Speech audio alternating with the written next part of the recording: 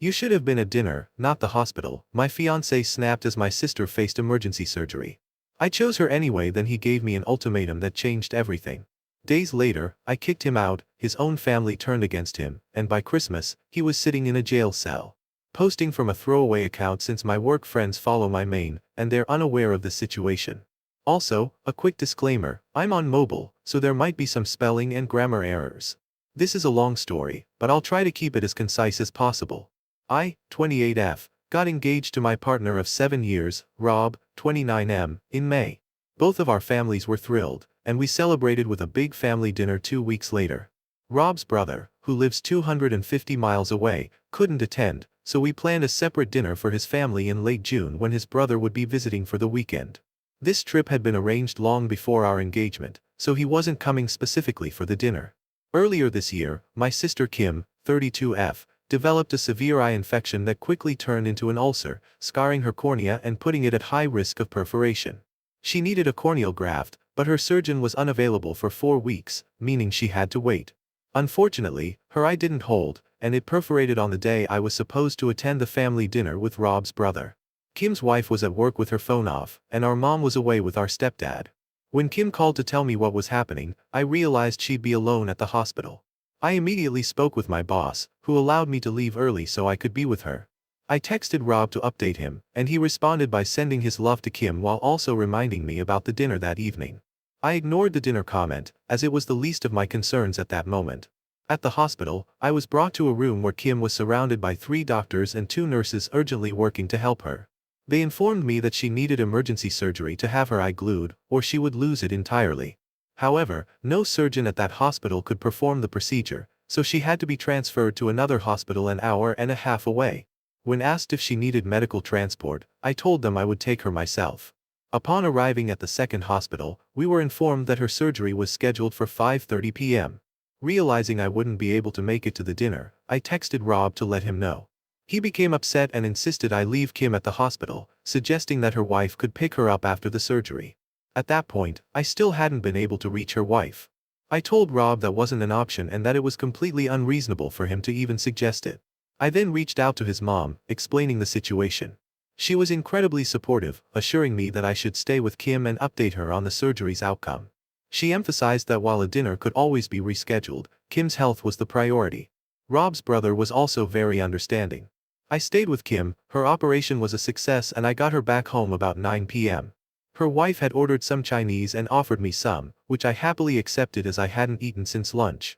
With that I didn't get home till about 11 p.m. and Rob was already asleep. Rob remained distant for several days, and eventually, we had a major argument where he told me I should have prioritized his brother and family over Kim. He admitted he felt embarrassed attending the dinner without me. I shot back that I was embarrassed he even thought I would choose a dinner over my sister's health. This caused another week of tension between us before we finally sat down and, at least from my perspective, resolved things. 8 weeks ago, Kim successfully received her corneal graft, and thankfully, everything has been going well. On Saturday, Rob's brother was in town, so we went out for dinner with his family. They asked about Kim's condition, so I gave them an update and even showed them a picture of the stitches in her eye, as they had requested. I thought the dinner went smoothly, but once we got home, Rob exploded in anger. He insisted that I shouldn't have mentioned Kim's health issues or shown the picture. I pointed out that his family had asked both about her and to see the photo, but he wouldn't budge. The argument escalated, and he ultimately told me that if I didn't learn to prioritize him and his family over mine, our relationship wouldn't work. He claimed that once we were married, his family would come first, so I needed to accept that. That was my breaking point. I went upstairs, packed a bag, and left for my mom's house. Since then, he has been relentlessly calling and texting me. I do love him, but I refuse to put his family above my own, especially when it comes to their health. It's clear he expects me to spend every holiday with his family and prioritize their wants over my family's needs, and that's just not something I'm willing to do. I'm extremely close to my mom and sister, and that won't change. Now, I'm left wondering how to move forward, or if I even want to. Has anyone else experienced something like this? If so, how did you handle it? TLDR, my fiancé was upset that I missed a family dinner because my sister needed emergency surgery and I was the only one available to help. He now insists I put his family before mine, and I don't know how to move forward. Update. Since I can't make a separate update post, I'm adding it here. First off, thank you to everyone who commented. I tried to respond to as many as possible, but I read every single one. A lot has happened since my original post, so this will be longer. TLDR, I broke up with him, and he's out of my house. His mom is furious with him, and his brother has completely cut contact. For those who want the full story, once I made the decision to end things, my biggest challenge was getting him out of my house. Fortunately, I own it outright. My grandmother passed away 5 years ago, leaving her house to my mom, who sold it and split the money between me and my sister. A year after she passed, I used my share to buy my home. I got in touch with my stepdad's friend, who is a landlord the day after I wrote my original post, who then put me in touch with his solicitor. He didn't have time to see me in person that day, but we did have a phone call where he gave me my options. In the UK we have something called a Section 8 notice. This is a 14-day eviction notice, and the solicitor said this would be the quickest way to get him out. However, he could try and contest it if he wanted to, which would lead to court dates and could take months. I asked him to draw up the notice and date it for Friday, the next day. I'd already made the decision to end things with him after work on Friday, so that he could have the weekend to sort through his emotions before work on Monday. On Friday morning, I texted Rob and asked him to meet me at our local pub after work. He agreed immediately. I chose the pub not only because it was a public place but also because my stepdad and some of his work friends regularly go there on Fridays for a few drinks. I knew my stepdad would be around to step in if needed. Thank you, Redditors, for the suggestion. During my lunch break, I also picked up an eviction notice, which cost £250 but was absolutely worth it. When I arrived, Rob was already there, and my stepdad was standing at the bar with his colleagues. I wasted no time and got straight to the point. I told Rob that our relationship was over. I couldn't stay with someone who offered no support during one of the scariest moments of my life and expected me to abandon my family for his. No excuse he gave would change my mind. I had made my decision, and we were done.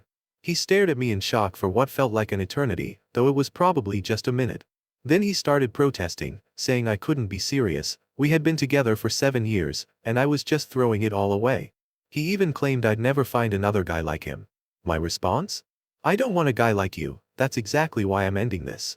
I need someone who will stand by me during hard times, not someone who gets upset when things don't go his way. I then handed him an envelope containing the eviction notice along with my engagement ring. I told him he had a few weeks to find another place and move out. Without waiting for a response, I stood up and walked over to my stepdad, who had already bought me a much-needed drink. I stayed with him until Rob eventually left, still looking stunned. I knew he wouldn't dare approach me while my stepdad was there. He's always been a bit intimidated by him. Of course, this is the condensed version of events. Later that night, when I got back to my mom's house, I saw that Rob had sent me a single text. He claimed he wasn't moving out and planned to fight the eviction until I came to my senses and took him back. He ended his message with "We are not over." I simply turned off my phone, deciding to deal with the legal side of things on Monday. There was nothing else I could do at that moment. The next morning, I turned my phone back on and found another text from him. This time, he said he would move out only if I paid him £10,000, the amount he had supposedly contributed toward household bills while living in my house. He had covered half of the costs for electricity, gas, Wi-Fi, and our Sky package. However, the Sky package was only that expensive because he insisted on having every sports channel imaginable, meaning his share essentially just covered those. Fortunately, I had already consulted a solicitor, who reassured me that I owed Rob nothing. He had never contributed to the mortgage or any home renovations, just everyday living expenses. Rob also knew very well that I didn't have £10,000 just lying around. Let's say I was irritated by this and decided to ring his mum to see if she could talk some sense into him. I'll call his mum Sandra to make it easier. She was appalled by what I told her and said she would speak to him. She called me back about an hour later and asked me to meet her at the house. Rob was on an away day to watch his football team play and wouldn't be back till about 10 p.m., so I knew he wasn't there. I met her at the house with Kim, and Sandra said that Rob's brother was on his way back home and they would have Rob out by the following afternoon. She hadn't even spoken to Rob, just his brother, but she promised he would be out. Sandra then asked me to walk her through the house, showing her exactly what was his and what wasn't so he didn't take anything that didn't belong to him. The next morning I got a text from Rob calling me all the names under the sun for getting his mom and brother involved. I blocked him, and a couple of hours later Sandra texted me to let me know he was out and staying with her. I thanked her and she told me that she would like to stay in contact, and I happily agreed to this. After work on Monday, I went back to my house, changed the alarm code, and had my stepdad replace all the locks. He's also arranging for a friend to install security cameras around the exterior, which should be done over the weekend. On Tuesday, Sandra called and asked to meet up because there were things she thought I should know. We met for lunch that same day. That's when she told me about her ex, how he was a controlling, incredibly selfish person. It was that selfishness she had long recognized in Rob, which is why she once compared him to his father. However, she had hoped Rob had only inherited his dad's selfishness and not his controlling behavior. Up until this whole ordeal, it seemed like he hadn't. Sandra revealed that she left Rob's dad after he punched Rob's older brother in the face when he was 14, with Rob being just 10 at the time. Before that incident, he had never laid a hand on her or their sons, but once was enough, she took the boys and left. As far as she knew, her ex had never tried to reach out, and neither of her sons had spoken to him in years. I had always been told that their father simply wasn't in the picture, but I had no idea about the real story. Sandra had assumed I already knew, which is why she never mentioned it before. However, on Sunday night, she discovered that Rob had secretly been in contact with his father for the past year. His dad had been feeding him ideas about how he was the man of the house and that his family should be his only priority. This only reinforced Rob's selfish tendencies and made them significantly worse. When Sandra found out, she told Rob to find another place to stay immediately. She couldn't even look at him. This led to a massive argument between Rob and his brother, with his brother making it clear that as long as Rob maintained a relationship with their father, he wanted nothing to do with him. He even told Rob to spend Christmas with their dad since Sandra would be celebrating at his house, and Rob was not welcome. When Sandra took his brother's side, Rob flew into a rage and declared he would move in with their father. But that plan didn't last long. A few hours later, Rob returned home looking like he had been crying. Turns out, his dad had no interest in taking him in and bluntly told him he didn't care if Rob ended up on the streets, he wasn't about to house a grown man. Sandra believes Rob is finally beginning to understand everything he has lost because of his father's influence, and he's now seeing his dad for who he truly is. She's incredibly disappointed in him, but he's still her son, so she's trying to support him in whatever way she can. That said, she still wants him out of her house, she no longer trusts him. His brother continues to refuse any contact with him.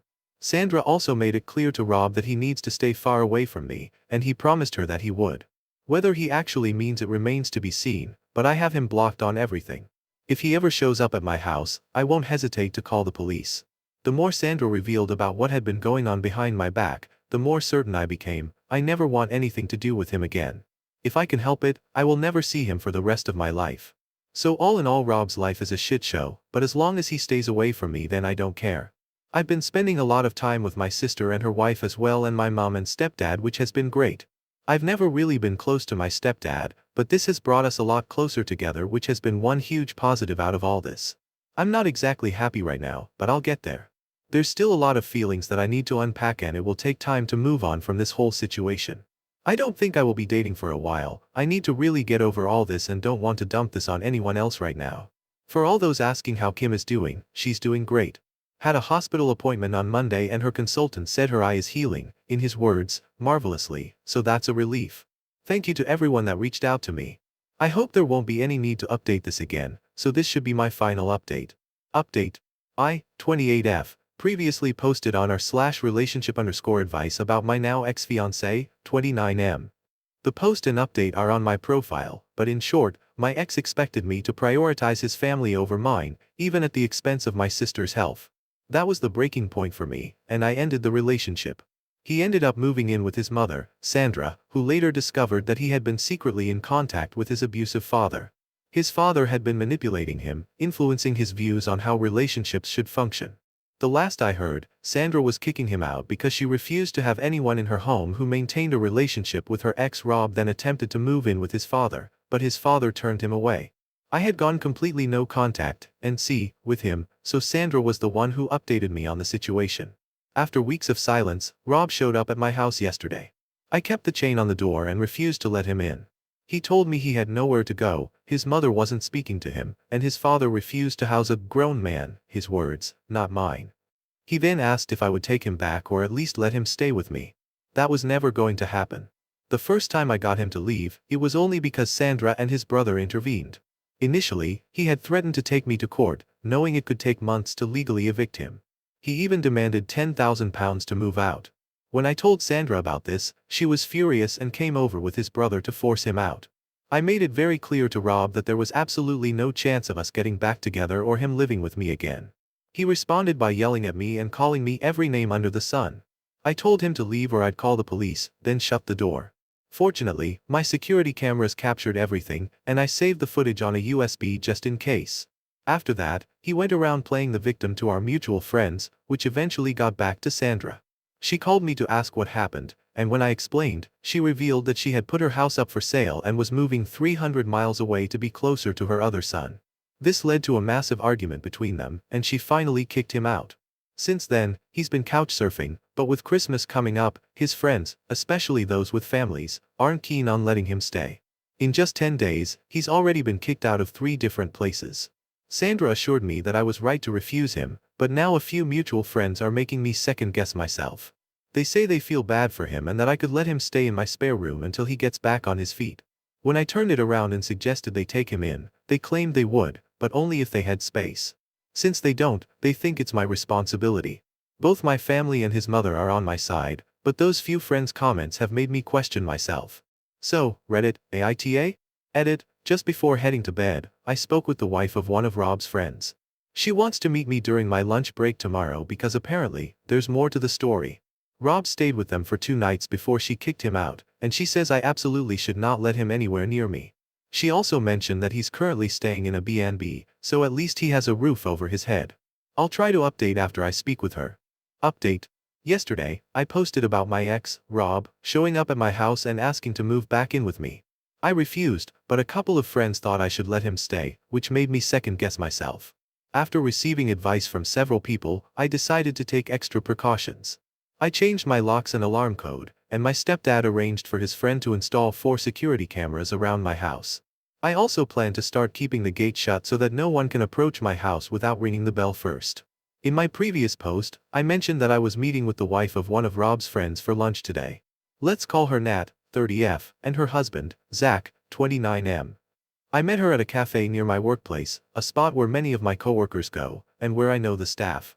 Some Redditors had warned me that she might bring Rob along, so I chose a place where I'd feel comfortable and have support if needed. Fortunately, that wasn't the case.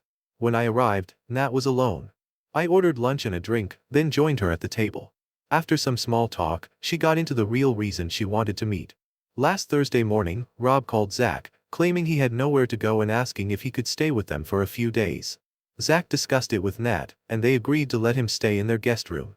That evening, Rob came over after work and told them he had secured a flat but wouldn't be able to move in until January. Given that, Zach and Nat decided to let him stay with them until then, on the condition that he followed some basic house rules and covered his own food expenses. The rules were straightforward: no bringing women back to their house, and, if he went out drinking, he needed to return quietly to avoid waking their 6-year-old daughter. Rob agreed and even treated them to Chinese takeout that night. However, the very next day, things took a turn. After work, Rob went to a pub to meet his dad for a few drinks. By the time Zach and Nat went to bed, Rob still hadn't come home. At around 2 a.m., they were jolted awake by the sound of Rob arguing with a woman. Apparently, he had met someone at a bar, brought her back to their house, had his way with her, and then abruptly told her to get dressed and leave. Understandably, she got upset, and an argument broke out, during which Rob said some truly awful things to her. Nat took the woman downstairs and called her a taxi, while Zach stayed upstairs, confronting Rob about his behavior. Once Nat had got rid of the woman, she went back upstairs and tried to calm Zach and Rob down. At this point, Rob decided to take out his frustrations on Nat, calling her a bitch and telling her to do something useful and make him a sandwich before bursting out laughing like he'd made the funniest joke ever. This made Zach lost it and pinned Rob to the wall by his throat. Side note, Rob isn't a fighter at all, whereas Zach was an amateur boxer in his youth and can handle himself well. Nat managed to get Zach to let him go and Rob was shoved in the guest room and told to sleep off the alcohol. It's a miracle that Nat's daughter didn't wake up during this. The next morning, Nat got their daughter ready and went to her mom's after telling Zach to get Rob out of their house. Zach agreed, and after Nat left, he woke Rob up and told him to pack his shit and leave. Rob tried to apologize and begged to stay, but Zach was having none of it and kicked him out. Going off the timing, I think he left there and came straight to my house. On Sunday, Zach texted Rob to meet up so that they could speak, and they met up in a pub. Zach has been friends with Rob since they were 11 and has never seen him act like he has been doing, so he wanted to find out what was really going on. He managed to finally get the truth out of Rob.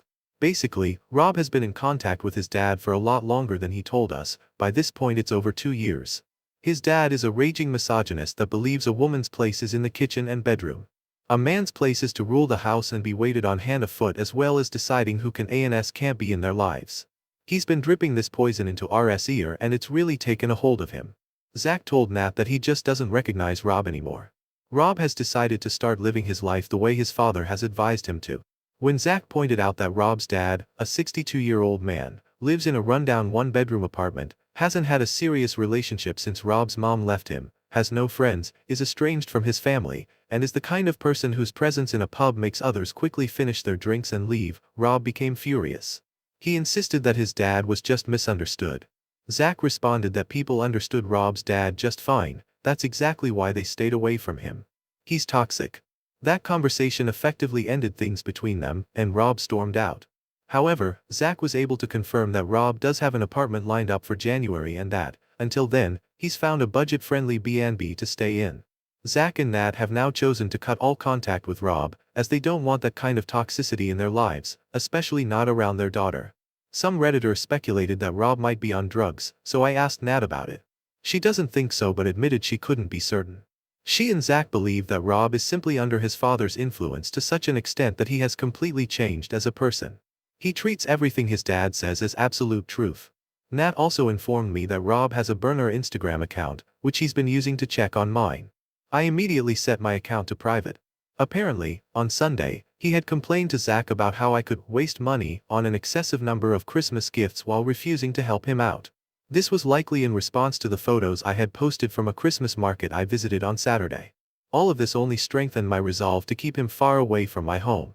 It also made me realize that I no longer have any feelings for him, other than frustration at his behavior and some sadness over how much he's changed from the man I once knew. I thought hearing that he had been with another woman might bother me, but it didn't. I felt nothing. I thanked Nat for the information, and we agreed to stay in touch. We won't be as close as we were when I was with Rob, but it's nice to have someone who understands the full situation and has seen his behavior firsthand. Some Redditors also suggested I cut off the friends who told me to let him stay with me.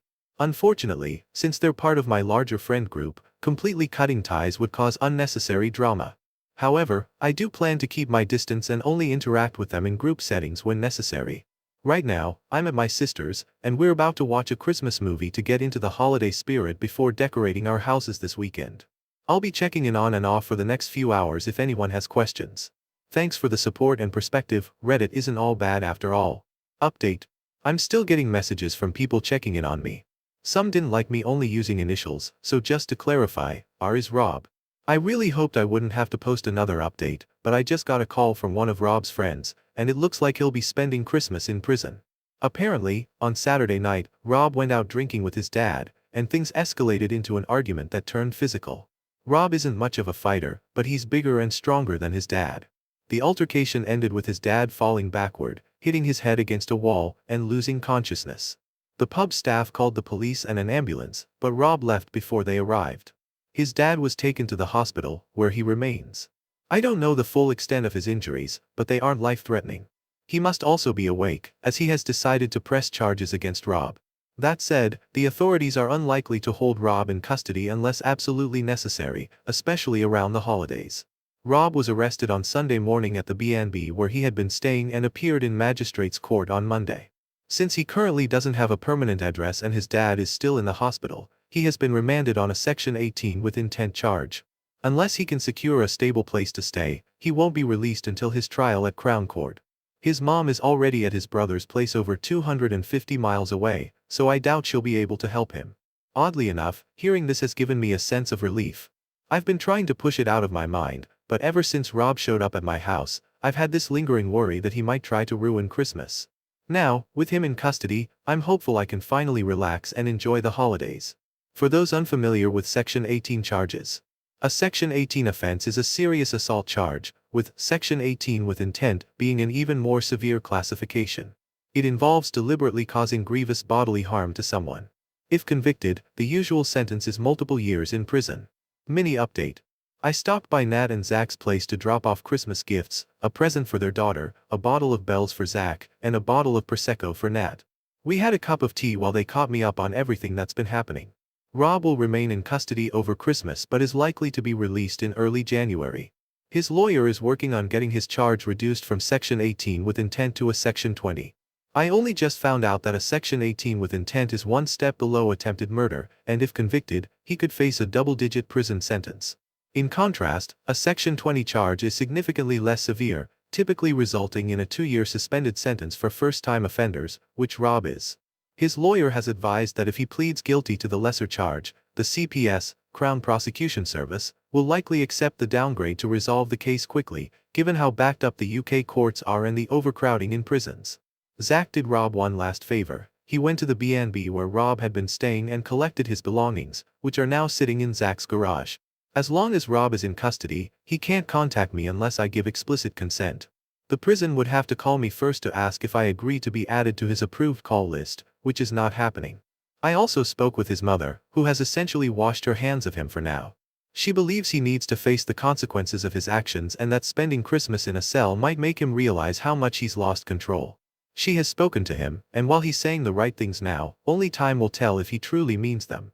Apparently, he's considering moving closer to his brother to distance himself from their dad, so maybe he's finally seeing the light. However, his brother has refused to be added to his call list, so I'm not sure how that will work. As for his dad, he's still in the hospital recovering from a broken hip and has undergone surgery to fix it.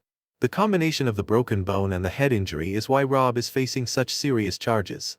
Honestly, I feel like a huge weight has been lifted off my shoulders, knowing he won't be able to ruin my Christmas. I'm about to pack up my things and head to my mom's place until January 2nd, but before I go, I wanted to update everyone who has supported me through this. Wishing a Merry Christmas to those who celebrate, and I hope everyone is doing well. Update. Hey everyone. Sorry for the long gap between updates, but I wanted to wait until everything was settled before posting again. Rob spent Christmas in prison on remand and wasn't released until the second week of January, only because his mother agreed to let him stay with her again. His plea hearing took place in the first week of February, where he pleaded guilty to a Section 20 assault charge. After that, he had to wait until last week to get his sentencing court date. I had no idea how much goes into the sentencing process. The court needed a victim impact statement, a pre-sentencing report from probation, and statements from his mother and brother.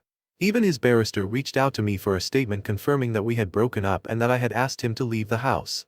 During sentencing, Rob used our breakup as a mitigating factor, claiming that losing both our relationship and his home had severely affected his mental health.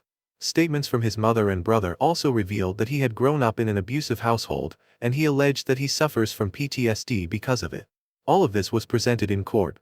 Initially, he was facing a 3-year sentence, but the judge reduced it due to his guilty plea and the mitigating circumstances. In the end, he received a 16-month suspended sentence for 18 months. As part of his release conditions, he is strictly prohibited from going near his father, must attend counseling for his supposed PTSD, and is banned from consuming alcohol. He's even required to wear an ankle monitor that tests his sweat for alcohol every 30 minutes. If he drinks, probation will be alerted. Fortunately for him, his boss offered him a position at their company's main location in a city about half an hour away, and probation approved his move there. He relocated this week, which means I don't have to worry about running into him. I haven't spoken to him at all, nor do I intend to. He has tried reaching out through a few mutual friends, but they've respected my decision and told him to move on. However, I did speak with his mother yesterday. She mentioned that he seems depressed but is managing for now. She's the one who provided me with all these updates. I have mixed emotions about him.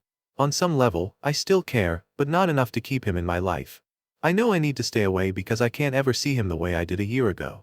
It's surreal to think that just last year, we were engaged. So much has changed. Aside from those lingering emotions, I'm doing well. I've been spending more time with my sister and her wife and catching up with friends. I'm still working at the same job, and I don't foresee that changing anytime soon. For those asking about my sister, she's doing well. She had a setback last month but has bounced back and was just approved for a newish stem cell treatment at the UK's largest eye hospital, which is fantastic news. She tried explaining it to me, but it involves drawing her blood and injecting it into her eye, which I found way too gross. I told her to stop explaining, but because she's my sister, she then sent me pictures of the procedure just to mess with me. Mum had to step in and tell her to stop. No matter how old we get, we'll probably never stop annoying each other. All in all, I feel like we're all moving forward with our lives. Unless something major happens, this will likely be my last update. I just want to say a huge thank you to everyone who has shown kindness and support. This whole experience has restored my faith that there are still good people out there. Update. I really didn't expect to be back with another update, but I've received multiple DMs about a TikTok video claiming that I've gotten back together with my ex. I don't have TikTok, so I haven't seen it myself, but I can say with 100% certainty, it's completely false. I haven't spoken to or seen Rob since my last update. As far as I know, he's still living in the city about half an hour away and seems to be doing fine. Not that it really matters to me, I'm not interested. In other news, Rob's mom has sold her house and is currently staying with his brother until she finalizes the purchase of a new place and finds a flat she likes. Everyone else is doing well. My sister's eye is still healing, and she recently got new glasses. She says her vision is almost back to normal, which is great news. She, along with 7 other family members and friends, went to Germany for England's first game, which was an amazing experience. Aside from that, I've just been working and adjusting to my new normal. Please don't believe anything you hear on TikTok, YouTube, or anywhere else about this situation. I will not be getting back with Rob, that ship has sailed right off the edge of a cliff. Relevant comments. Has Rob reached out to you? OOP, he was made aware that I didn't want any contact and have no interest in speaking to him. Thankfully, he's respected that. At this point, I just want us both to move on.